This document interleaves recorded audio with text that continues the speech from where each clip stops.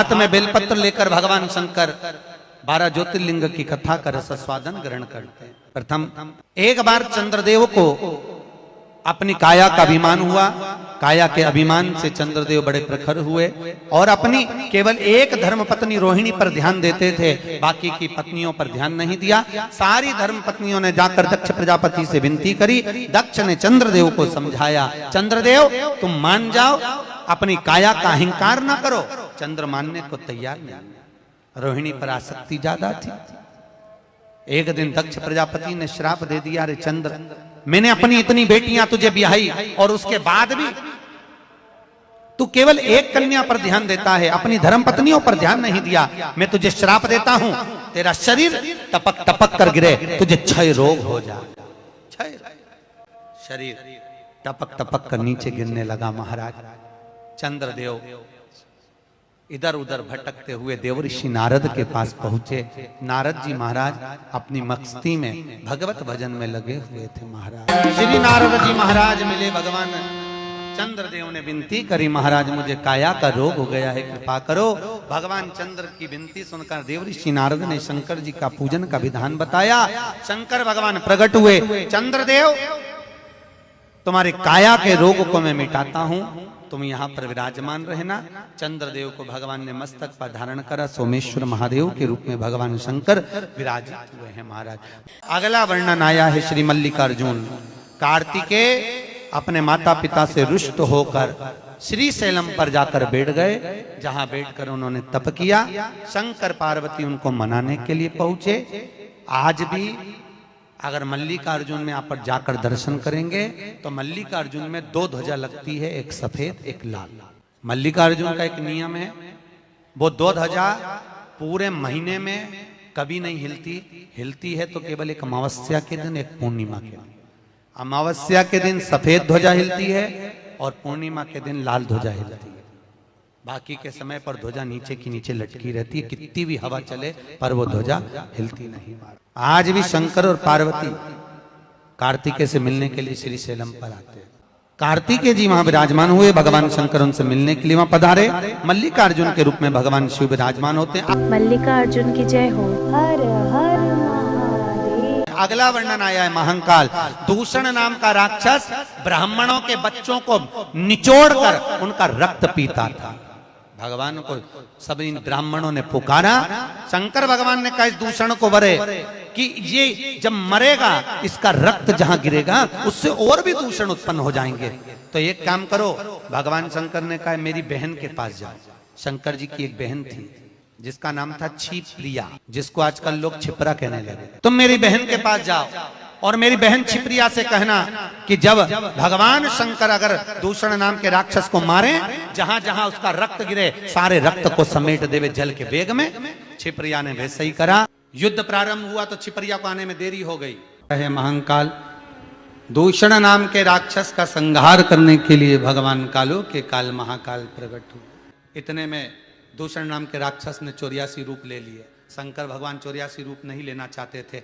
छिप्रिया ने जल के वेग में आकर अपने भाई के टुकड़े कर दिए। शंकर के महाकाल के टुकड़े करे तो 84 टुकड़े हो गए। वो 84 टुकड़े होकर उन्होंने दूषण नाम के राक्षस का संहार करा। और उज्जैनी में 84 महादेव, पूरी दुनिया में एक ही जगह है जहां पर 84 महादेव विराजमान। 84 महादेव विराजमान, एक से कालो के काल महाकाल। 84 रूप में महाकाल राजा। पूरे उज्जैनी नगरी में 84 महादेव विराजमान है। पूरे उज्जैनी नगरी बाबा महाकाल की कृपा हो, कोरोना महामारी समाप्त करे। अब तो करुणा केयर बची है, वो कृपा कर दे। उज्जैनी नगरी के महाकालेश्वर भगवान की जय। कालों के काल महाकाल की जय हो। अगला वर्णन आया है ओमकारेश्वर विंध्य पर्वत ने तब साधना कर कर शिव को पाया। राजा मानधाता जो भगवान शिव की अविरल भक्ति को केवल जानता था, इसके सिवाय कुछ नहीं जानता था। केवल शिव भक्ति, शिव भक्ति के सिवाय कुछ भी नहीं। और आपसे भी निवेदन है, जीवन में अगर कभी ऐसा महसूस होए आपके जीवन में, आपको ऐसा लगे कि मेरा मार्ग कौन प्रशस्त करेगा, मैं किससे पूछूं कि मैं किस मार्ग की ओर जाऊं। मैं बच्चों से कहना चाहूंगा, आज की पीढ़ी को कहना चाहूंगा, नवयुवक बेटा बेटी जब पढ़ाई करते हैं तो ये विचार करते हैं कि मैं किस ओर जाऊं। हमारा निवेदन है, आपका दिल जहां कहे, आपका हृदय जहां कहे कि मुझे ये पढ़ाई करना है, कि मुझे डॉक्टर बनना है, कि इंजीनियर बनना है, कि कलेक्टर बनना है, कि IAS ऑफिसर बनना है, आपकी जो दिल कहता है आप और मेहनत दिल से करो, महादेव को साक्षी बनाकर करो, तो उसका फल अवश्य। राजा मानधाता ने तप किया, तप साधना से भगवान शंकर उस राजा मानधाता के तप के बल पर मां नर्मदा जी ने ओम नाद करना प्रारंभ करा, और नर्मदा जी यहाँ पर ओम रूप में आकर प्रवाहित हो गई, तो इसका नाम ओमकारेश्वर। भगवान ओमकारेश्वर के रूप में विराजित, भगवान ओमकार नाथ के रूप में विराजित। शंकर भगवान ने कहा चिंता मत कर, मैं स्वयं परमेश्वर लिंग के रूप में जो तूने शिवलिंग का निर्माण करा है, इसी शिवलिंग में मैं परमेश्वर लिंग के रूप में विराजमान होऊंगा, और भगवान परमेश्वर शिवलिंग के रूप में विराजमान हो गए। अगला वर्णन काशी विश्वनाथ मनु शत्रुपा ने तप कर कर भगवान शिव को काशी में गंगा के घाट पर विराजमान किया। एक नियम भगवान विष्णु ने धारण करा था कि सबसे पहले जब पृथ्वी का निर्माण होगा, सूर्य की किरण जहां पर पहली पड़ेगी उस जगह पर भगवान विष्णु ने कहा था मैं अखंड तप करूंगा, और जैसे ही पृथ्वी का निर्माण हुआ सूर्य की पहली किरण सबसे पहले काशी में पड़ी, तो भगवान विष्णु बैकुंठ छोड़कर काशी में आकर निवास कर। भगवान विष्णु ने इसी काशी में 50,000 वर्ष काशी में रहकर तप साधना। एक बार भगवान को इतना आनंद आया, इतना आनंद आया कि श्री हरि की आंख से एक अश्रु गिर गया, उससे एक सरोवर बन गया जिसको बिंदु सरोवर कहते हैं। भगवान बिंदु माधव बनकर निवास करने लगे। भगवान यहाँ तप साधना में डूब गए, तब माता लक्ष्मी भगवान को ढूंढते ढूंढते काशी पहुंच। शिव जी के पास में पार्वती जी मिलती हैं, पर पूरी दुनिया में केवल एक विश्वनाथ ही है जहाँ पर माता अन्नपूर्णा मिलती है। आई माता लक्ष्मी भ्रमण करती करती काशी में पहुंच गई, देखा तो भगवान विष्णु तो तप साधना में लीन थे, उन्हें कोई मतलब नहीं कि कौन आया। लक्ष्मी जी के नैनों में जल भर गया, तो लक्ष्मी जी दौड़कर अपने मायके चली गई। माता लक्ष्मी ने जब मायके में पहुंचकर अपनी माँ के गले लगी ख्याति देवी के, तो ख्याति देवी ने पूछा बेटी क्या हो गया, तू रो क्यों रही है?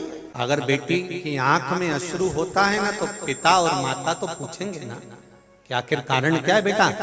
जब हमने लड़का अच्छा ढूंढा, सर्विस वाला ढूंढा, परिवार अच्छा ढूंढा, खूब दहेजा भी दिया, खूब जोरदार तू नौकरी करने वाली, तो तेरी आंख में आंसू क्यों? तब लक्ष्मी जी ने कहा माँ, मेरे स्वामी बैकुंठ को छोड़कर 50,000 वर्ष का तप करने के लिए काशी में जाकर निवास करा है, और वो वहाँ तप की मुद्रा में, साधना की मुद्रा में बैठे हुए हैं। मैं गई, वहाँ पहुंची, पर मैंने देखा कि वहाँ नारायण मुझे देख भी नहीं रहे। सारी दुनिया में जाइएगा, हो सकता है वहाँ लक्ष्मी से काम बन जाए, और पूरी दुनिया छोड़कर विश्वनाथ के पास आइएगा, यहाँ लक्ष्मी से नहीं केवल तुम्हारी भक्ति से काम बन जाता है। कि लक्ष्मी भी उस स्थान से अपनी माँ के गले जाकर मिलकर कहती है कि इस बात तो स्वामी मेरे मुझे देखे तक नहीं है। कारण क्या है? क्योंकि जिस भूमि पर नारायण 50,000 वर्ष तक तप कर रहे हों, उनको कहते हैं कि मुझे लक्ष्मी देखने की जरूरत नहीं पड़ती, यहाँ तो भक्ति के बल पर विजय प्राप्त होती है। तू भी तप साधना में लग जा, तू भी तप साधना कर। सबसे बड़ी लड़ाई इसी बात की चालू हो जाती है कि मम्मी ये मुझे कहीं नहीं लेके जाते, अकेले चले जाते हैं, मुझे कहीं घुमाने नहीं ले जाते। तो तुमने अपनी बेटी को ये समझाया कि बेटा एक काम करा कर, तू घूमने जाने की जगह बोला कर मुझे विश्वनाथ ले चलो, मुझे केदारनाथ ले चलो, मुझे महाकाल ले चलो, मुझे नागेश्वर, मुझे सोमनाथ ले चलो। कभी कभी अब नहीं ले जा रहा कहीं घुमाने की, मेरे को ऊटी नहीं ले जा रहे हैं, गोवा नहीं ले जा रहे, तो तू कह दिया कर मुझे विश्वनाथ ले चलो, चलो वहां चलो। तो उससे क्या होगा? तो माँ ख्याति देवी ने अपनी बेटी को कितना सुंदर ज्ञान दिया है। जरा मैं हर माता से निवेदन करूंगा कि बेटी जब रोकर आपके गले लगे और कहे कि मेरा पति मुझे ध्यान नहीं देता, तो आपको कहना है कि वो अगर ध्यान नहीं दे रहा तो तू एक काम कर कि वो भी भक्ति में डूबा है तो तू भी भजन में डूब जा, थोड़ा स्मरण में डूब।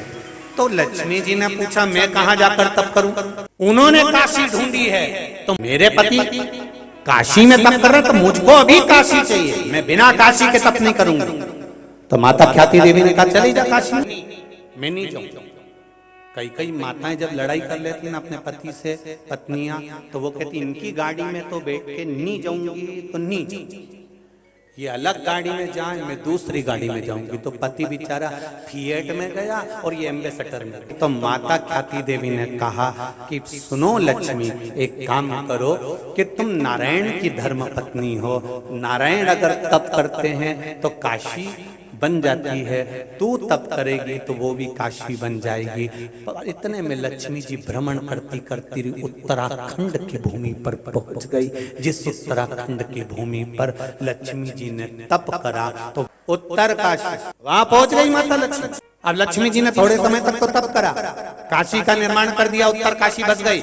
आज नारायण भगवान की 50,000 वर्ष की साधना पूर्ण हो चुकी थी। साधना पूर्ण हुई, लक्ष्मी जी आकर विराजमान हुई। जैसे ही लक्ष्मी जी आकर विराजमान हुई, भगवान विष्णु ने देखा लक्ष्मी आज तो बड़ी प्रसन्न दिख रही है, तेरी प्रसन्नता का कारण क्या है? घूमती में बद्रिकाश्रम में पहुंच गई। बद्रिकाश्रम में जाकर मैंने क्या देखा, बड़ी सुंदर व्यवस्था, बड़ा सुंदर धाम, इसलिए मेरा मन कर रहा है। भगवान विष्णु ने कहा लक्ष्मी क्या मन कर रहा है, कुछ भी हो जाए वो बद्रिकाश्रम मेरा होना चाहिए। भगवान विष्णु ने कहा वो शंकर भगवान का घर है और तू वो मांग रही है, दूसरे की प्रॉपर्टी अपनी कैसे हो सकती है? मैं नहीं जानती, मेरे को तो बद्रिकाश्रम चाहिए, बस आप कुछ भी करो चाहिए। भगवान ने कहा ठीक है। और मेरे नारायण उस अलकनंदा के घाट पर छोटे से बच्चे का रूप रखकर मेरे नारायण रोने लगे। पार्वती जी के कानों में शब्द पहुंचा कि कोई बच्चा रो रहा है। शिव जी के पास आए, स्वामी शंकर भगवान पूछे क्या है? कोई माँ अपने बच्चे को भूल गई अलकनंदा के तट पर, बहुत रो रहा, बहुत रो, और बड़ा सुंदर है प्रभु। शंकर भगवान बोले पार्वती मैं आंख बंद करके तप साधना में बैठ रहा हूँ, तुम भी मेरे पास में आंख बंद करके तप साधना में बैठ जाओ। पार्वती जी बोली आप करुणा सागर हो, आप दया सागर हो। भगवान शिव बोले वो सारा सागर में जान गया, पर तू चुपचाप मेरे पास में बैठ जा। आप एक छोटे से बच्चे पर दया नहीं कर सकते? भगवान बोले दया ही दुख का कारण हो जाएगी, पार्वती चुपचाप बैठ जा। पार्वती जी बोली सारी दुनिया आप पर विश्वास करती है और एक बच्चा रो रहा है, आप उसको बचाना नहीं चाहते? शंकर भगवान बोले पार्वती मैंने कहा ना चुपचाप मेरे पास में आकर बैठ जा। पार्वती जी बोली मैं उस बच्चे को लेकर आऊंगा। शंकर भगवान ने कहा पार्वती तू जानती नहीं है, किसी के बच्चे को अगर गोदी ले लो तो पूरी जायदाद देना पड़ता। पार्वती जी बोली इतना छोटा सा बच्चा कोई जायदाद मांग रहा है क्या? तो पार्वती जी गई, भगवान विष्णु को गोदी में उठा कर ले आई और लेके आके उनसे स्नेह भाव से उनका लालन पालन करने लगी। शाम हो गई और शाम के समय प्रदोष काल में भगवान शंकर और पार्वती के भ्रमण का समय था। शंकर पार्वती भ्रमण पे जाने लगे। शिव जी नंदी पर चढ़ गए। नंदी पर चढ़कर उन्होंने पार्वती को आवाज लगाया पार्वती चलो। पार्वती जी बोली इसका क्या करूं? शिव जी बोले घर में छोड़ दे, घर में कौन देखेगा? रंगी श्रृंगी ये सब बैठे हैं, ये सब इसका स्मरण करेंगे, तो छोड़ इसको घर में छोड़। और पार्वती जी ने उसे घर में छोड़ दिया। छोड़ने के बाद भगवान शंकर ने डमरू बजाया। डमरू बजाया तो भृंगी श्रृंगी जितने थे सब घर से बाहर निकल गए, बच्चे को अंदर छोड़ दिया और भगवान पार्वती को लेके भ्रमण पर निकल गए। भ्रमण करते करते बड़े आनंद के साथ पहुंच गए। पहुंचने के बाद जैसे ही बद्रिकाश्रम में पहुंचे, नंदी पर से धीरे से उतरे। पार्वती जी कूदी और अपने बेटे का स्मरण आया और बच्चे को देखने के लिए भागी। जैसे ही भागी बद्रिकाश्रम का दरवाजा बंद। पार्वती जी ने आवाज लगाई दरवाजा खोलो। अंदर कौन है? कि वो छोटा बच्चा। पार्वती जी खूब आंख में आंसू भरने लगी, मेरे घर में कौन प्रवेश कर गया? अगर दरवाजा नहीं खुला मैं हाथ में जल लेकर श्राप दे दूंगी। इतनी देर में दरवाजा खुला और नारायण लक्ष्मी दरवाजे के बाहर आकर खड़े हुए और दोनों ने कहा भोलेनाथ जी से। शंकर भगवान ने पूछा प्रभु आप? भगवान विष्णु बोले हाँ स्वामी हम यहाँ आ गए, ये घर लक्ष्मी जी को अच्छा लग रहा है। तो भगवान शंकर ने पूछा क्या चाहते हो? ये बद्रिकाश्रम हमको दे दो। शंकर भगवान ने कहा तथास्तु। पार्वती जी बोली काय को तथास्तु? पार्वती जी बोली अपना घर अपन नारायण को दे देंगे। हाँ अपन कहाँ रहेंगे? भगवान शंकर बोले अब ये तो नारायण बताएं, जब हमारा घर ये ले रहे हैं तो ये हमको कहाँ रखेंगे। तो नारायण भगवान से शिव जी ने पूछा तुम हमारे बद्रिकाश्रम में रहोगे तो हम कहाँ रहेंगे। नारायण बोले जिस काशी में मैंने 50,000 वर्ष तक तप करा मेरा महादेव वहां रहेगा। शिव जी बोले मैं गंगा के बिना नहीं रह सकता, यहां पर अलग गंगा है, मैं गंगा के बिना नहीं रह सकता। भगवान नारायण ने कहा चिंता मत करो, गंगा पहुंच जाएगी। कितने सतयुग, कितने त्रेता, कितने द्वापर, कितने कलयुग, ना जाने कितने कितने निकल गए। काशी अजर और अमर। देवराज ब्राह्मण शरीर के महत्व को नहीं जान पाया। देवराज की चित्तवृत्ति में ये बात बैठी नहीं कि मनुष्य का जो शरीर मिला है बड़ा मुश्किल का मिला है। 83 लाख यहाँ वर्णन है, 84 लाख योनियों में 83,99,999 योनियां समाप्त करने के बाद मनुष्य की योनि मिली और वो योनि का भी हम सदुपयोग ना कर पाए तो जीवन बेकार। देवराज ने चोरी का धन लेकर गया, शिव मंदिर में पहुंचा, कथा हो रही थी, उसके कानों में पड़ गई। निकला बेलपत्री के वृक्ष की छांव में, प्राण छूटे। यम के दूत बंदी बनाने आए, पर यहाँ भगवान शंकर के गण खड़े हुए थे। पूछा कि ये आखिर कारण क्या है कि यमदूत इसको बंदी नहीं बना सकते। तो कहा कि इसने मृत्यु के समय पर भगवान शंकर की पावन कथा को श्रवण किया। माता जो 1 लोटा जल चढ़ाती थी उसका पुण्य इसको प्राप्त हुआ और बेलपत्री के वृक्ष की छांव में इसके प्राण गए, इसलिए ये नरक नहीं जाएगा, ये बैकुंठ को जाएगा, इसलिए इसको नरक का भोग नहीं भोगना पड़ेगा। देवराज नरक के भोग से वंचित रह गए महाराज, और नरक के भोग से वंचित अर्थात नरक नहीं भोगना पड़ा, उनको स्वर्ग चले गए और स्वर्ग का उन्होंने भोग भोगा। अंत कथा के अंदर महत्तम में बिंदुक की कथा आती है। चंचुला देवी का पति बिंदुक प्रेत योनि में इसलिए पड़ गया क्योंकि वो चोरी का धन लेकर आ रहा था, दीवार पर से नीचे कूदा तो पानी के कुंड में गिरकर मर गया। पहले भी आपको कथा में कहा 3 तरह से मरे हुए व्यक्ति को स्वर्ग नहीं है, 3 तरह से मरे हुए व्यक्ति को मोक्ष नहीं है। पहला पानी में डूबकर मरा हुआ, दूसरा स्त्री के हाथ से मरा हुआ, तीसरा सर्प के डसे से मरा। बिंदुक प्रेत योनि में पड़ गया। क्यों? क्योंकि पानी में डूबकर मरा। पत्नी को मालूम पड़ा कि पति शांत हो गया, उसका अंतिम संस्कार कर दिया। अंतिम संस्कार के बाद में गांव के लोग सब काशी जा रहे थे और आज चंचुला देवी के मन में ये भाव प्रकट हो गया कि मैं भी काशी चली जाऊं। 25 लाख की गाड़ी में घूमने वाला भी एक दिन 25 रुपए के लोटे में भराकर गंगा जी पर पहुंच जाता है। लोग 25 रुपए के लोटे में भर के तुमको गंगा जी ले जाएं, उससे अच्छा है जीते जी इस करोड़ों की गाड़ी को एक बार शंकर के चरणों में लाकर छोड़ दो। जीते काशी विश्वनाथ की नगरी में चंचुला देवी जब प्रवेश करी, एक जगह पर कहीं शिव महापुराण की कथा हो रही थी, उसको सुनने के लिए दूर बैठ गई। कथा सुनी, मन में भाव प्रकट हो गया कि कितनी सुंदर कथा है। और मैंने ब्राह्मण के मुख से सुना है, मैंने बाबा के मुख से सुना है कि पापी से पापी जीव भी एक बार अगर शंकर की कथा का रसतत्व ग्रहण कर लेता है तो वो भगवान शंकर के कैलाश धाम में शिव का गण बन जाता है। क्यों ना मैं अपने पति को ये पावन कथा का रसतत्व ग्रहण कराऊं, ये मन में भाव प्रकट हो गया। गंगा जी नहाने के लिए गई, गंगा नहा कर आ रही थी तो गंगा जी से उसने एक ही बात मांगी, हे गंगा मैया मुझे मेरे पति का यतन बता दे। बस गंगा मैया से प्रार्थना करी और ऊपर पहुंचते से पांव उसका फिसला फिसला तो प्राण गए। प्राण तो वो नरक नहीं पड़ी, वो सीधे कैलाश धाम में माता पार्वती जी की सहेली बन गई। पर मौन रहती, चुप रहती, कुछ बोलती नहीं। पार्वती जी उसके पास में आकर बैठी तो पार्वती जी ने पूछा, क्या बात है चंचूला, तू बोलती क्यों नहीं है? चंचूला कहती है, मेरा पति प्रेत योनि में पड़ा, इसकी मुक्ति कैसे होगी, इसके मोक्ष का क्या मैं उपाय करूं, वो बताओ। पार्वती जी ने कहा, एक काम करो, तुमरुका जी के पास जाओ। तुमरुका जी ने कहा, मैं कथा तो कह दूंगा पर जोड़ा कौन बैठेगा?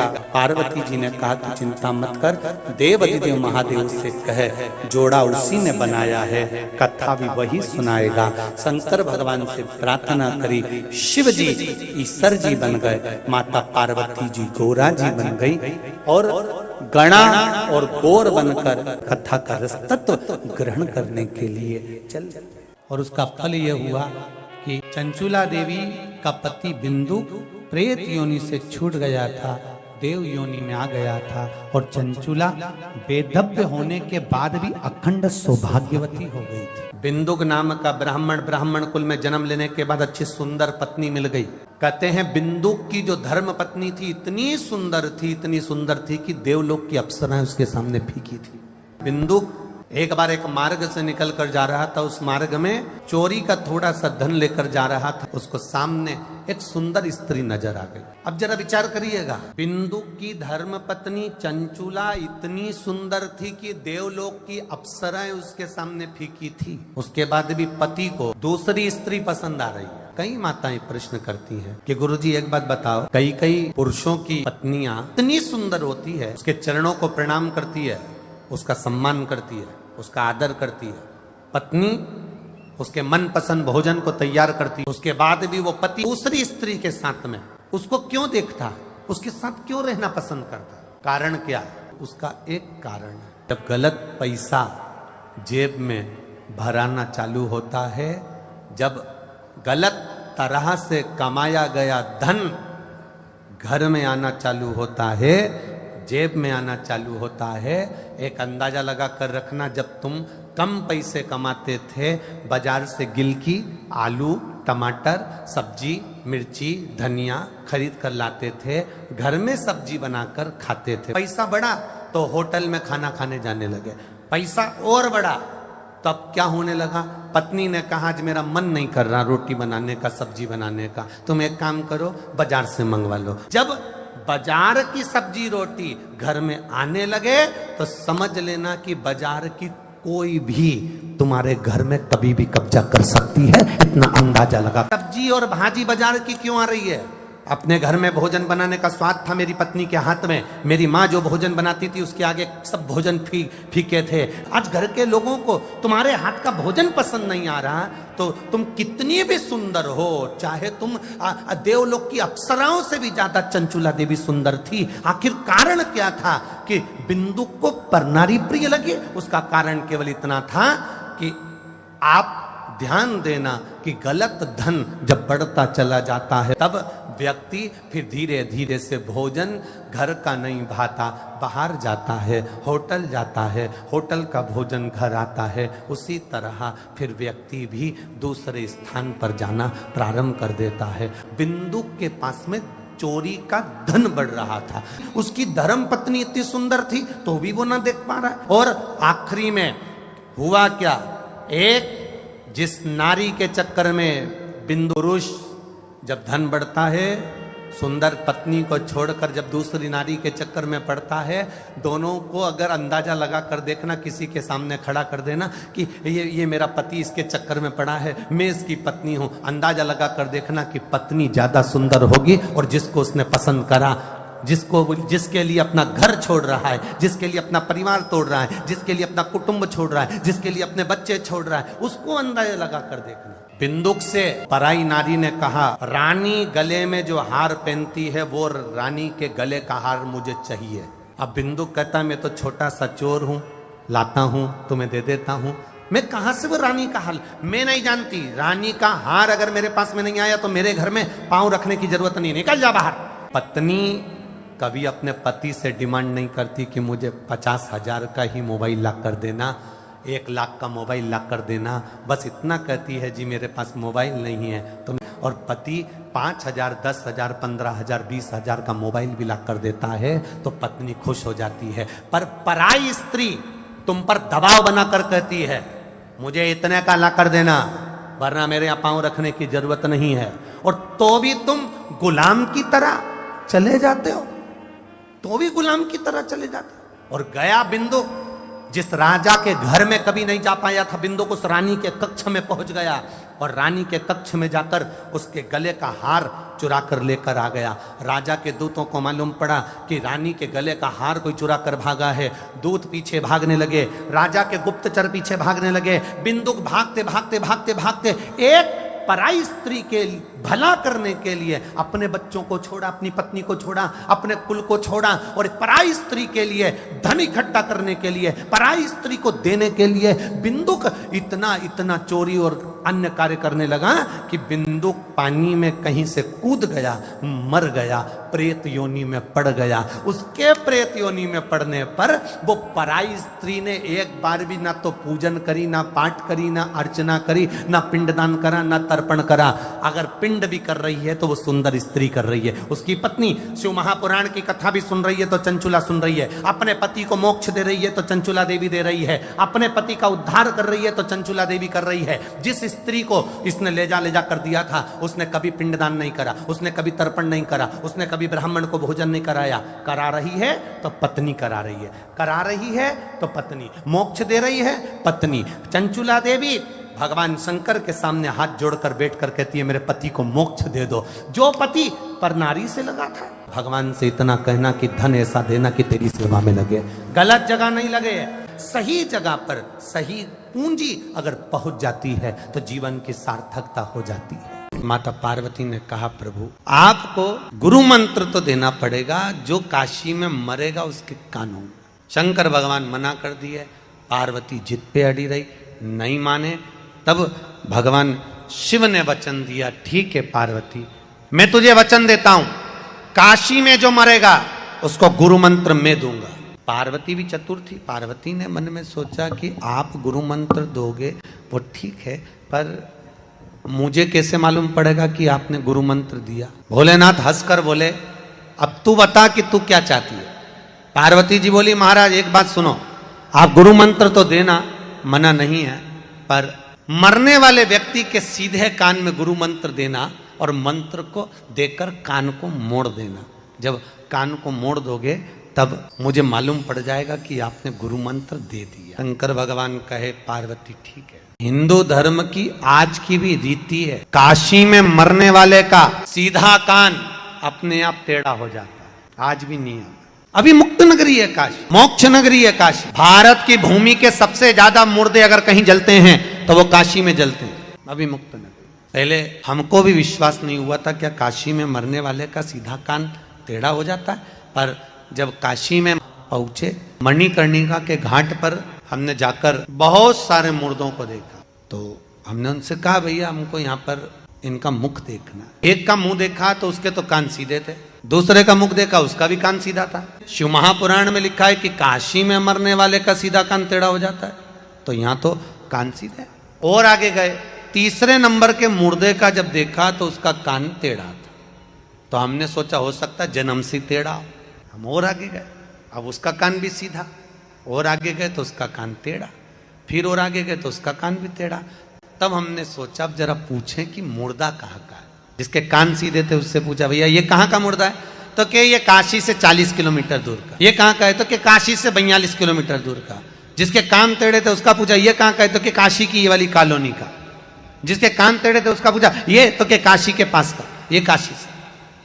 तब समझ में आया कि काशी के बाहर अगर किसी के प्राण छूटते हैं तो उसके कान सीधे ही थे, और जो काशी में मरा था उसका एक कान टेढ़ा ही था।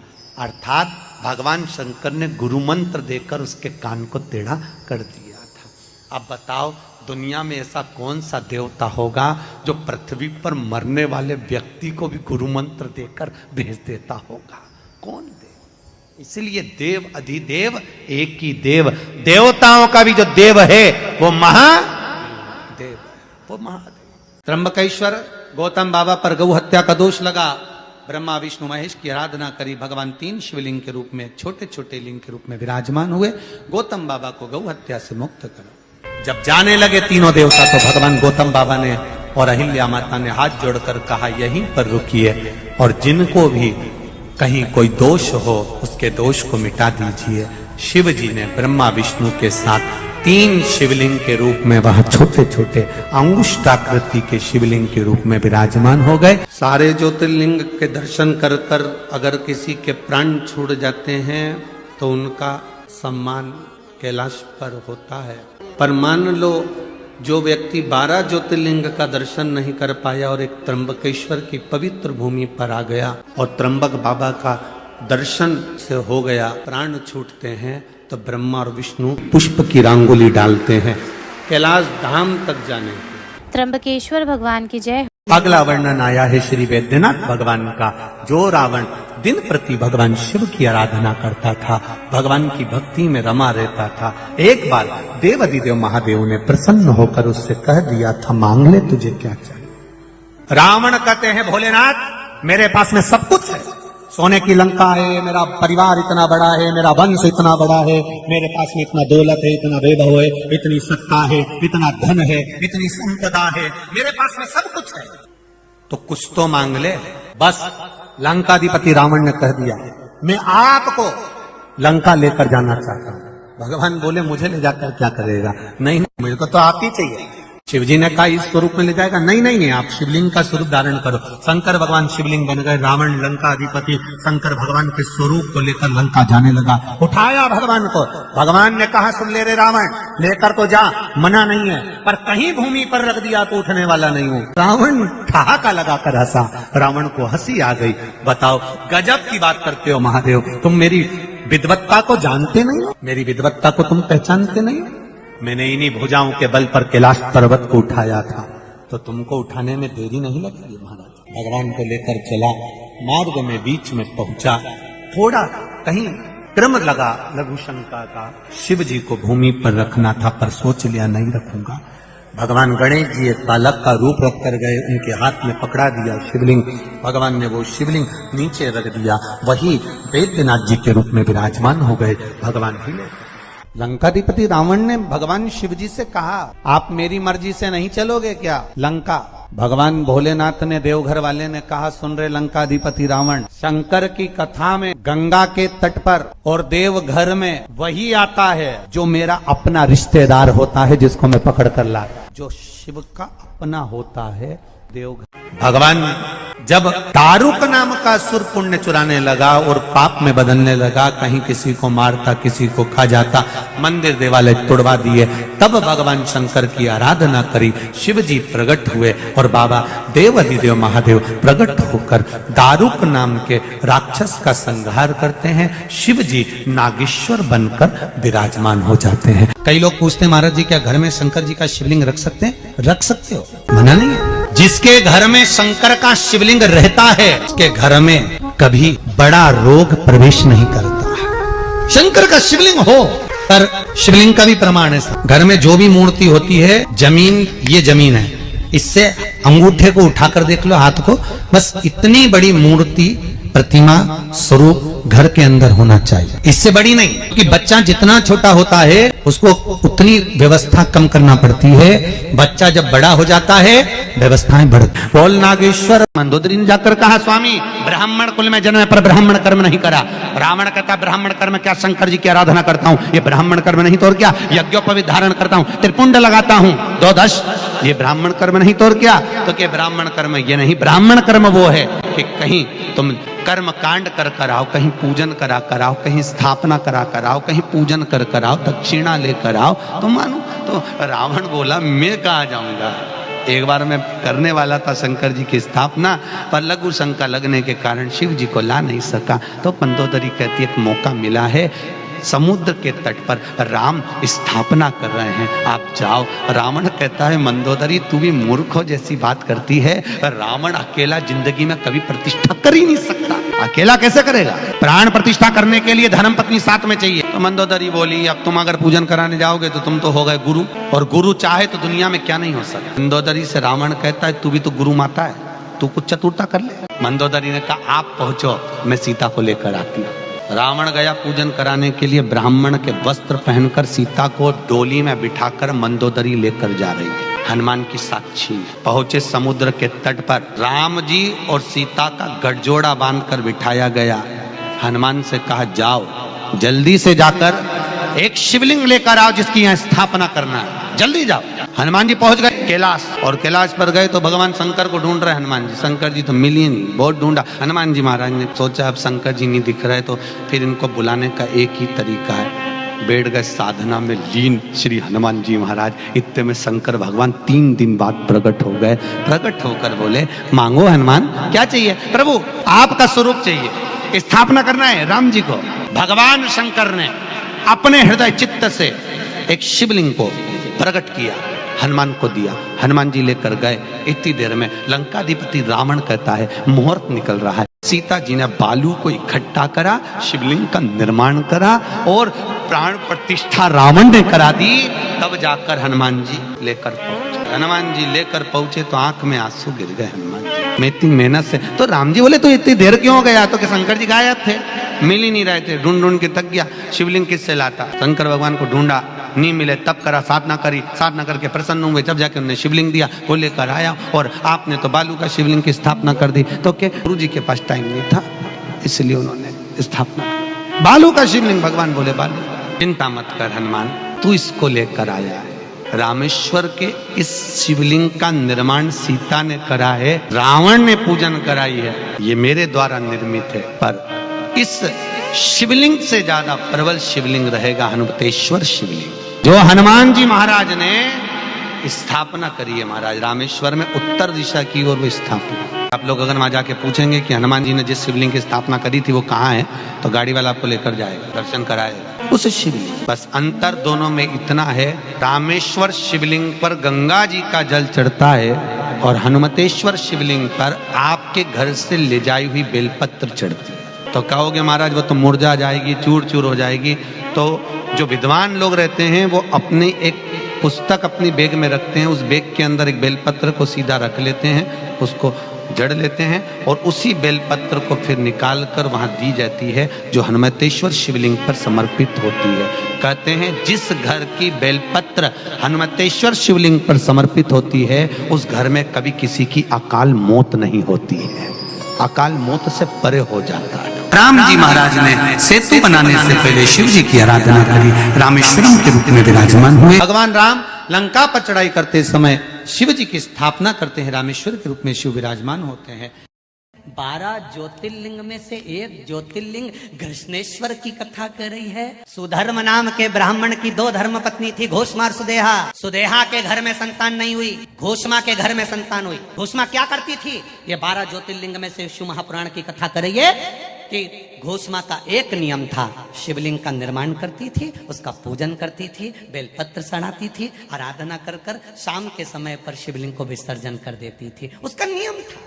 अब कोई कहे नारी, कोई कह दे शिवलिंग का स्पर्श नहीं करना चाहिए। 12 ज्योतिर्लिंग में से घृष्णेश्वर की कथा कर रही है, 12 ज्योतिर्लिंग में से एक ज्योतिर्लिंग की कथा कर रही है, भगवान शिव की कथा कर रही है। घोषमा सुधर्म नाम के ब्राह्मण की 2 धर्म पत्नियां, सुदेह और घोषमा। घोषमा अब शिवलिंग का निर्माण करना, पूजन करना, आराधना करना, अर्चना करना, शिवलिंग का आराधना में डूबी रहना। अपने बेटे को इसने सुदेहा को दे दिया था। सुदेहा को लगा मेरी बहू मुझे नहीं पूछती, इसने अपने बेटे के टुकड़े कर कर कपड़े में बांध कर तालाब में फेंक दिया था। घोषमा शिव जी का पूजन कर कर, शिवलिंग का पूजन कर कर, जब शिवलिंग सुधर्म नाम के ब्राह्मण की 2 धर्म पत्नियां थी, सुदेहा और घोषमा। घोषमा को संतान हुई, सुदेहा को संतान नहीं हुई। तब पति के कहने पर घोषमा ने सुदेहा को पुत्र दे दिया। बहू आ गई घर में, उसको मालूम पड़ा कि मेरी असली सास तो घोषमा, सुदेहा मेरी असली सास नहीं। तो सुदेहा को पूछती नहीं थी। जानकर गुस्सा आया सुदेहा को। सुदेहा ने पुत्र के टुकड़े टुकड़े कर दिए, कपड़े में बांध कर तालाब में फेंक दिए। घोषमा का नियम था प्रत्येक सोमवार को शंकर का शिवलिंग बनाकर तालाब में विसर्जन करने जाती थी। आज मन में आया बेटे को देखे बहुत दिन हो गए, भाव मन में आकर घोष माँ शिव जी का पूजन कर जब शिवलिंग विसर्जन करने के लिए गई तो हाथ जोड़कर कहती है, मैंने बेटे का दर्शन बहुत दिन से नहीं करा। शंकर भगवान ने 1 हफ्ते पहले मर गया था बेटा, पानी में टुकड़े कर डाल दिए थे। शंकर भगवान के शिवलिंग की पूजन वो घोष माँ करती थी, इसलिए उसका बेटा 1 हफ्ते बाद पानी में से तैरता हुआ बाहर आया तो कृष्णेश्वर महादेव कहलाया। उष्मा के बेटे को भगवान ने जीवित कर दिया, शिवजी का नाम कृष्णेश्वर महादेव पड़ गया। ऐसे मेरे शंकर के 12 ज्योतिर्लिंग का शिव कथा कर रही है।